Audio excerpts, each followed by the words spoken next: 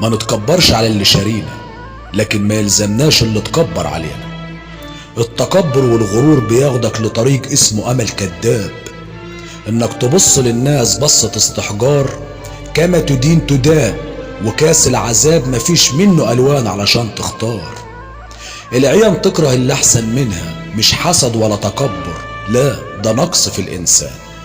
ليس من متكبر الا وسقط في حطام الايام، وليس من متواضع الا وارتفع مهما تغيرت الازمان.